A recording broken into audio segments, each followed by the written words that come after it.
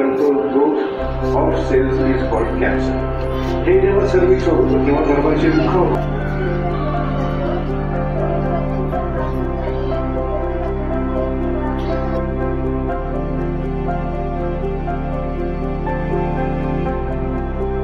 आहे cervical cancer किंवा त्याला म्हणतात गर्भाशय मुखाचा कॅन्सर.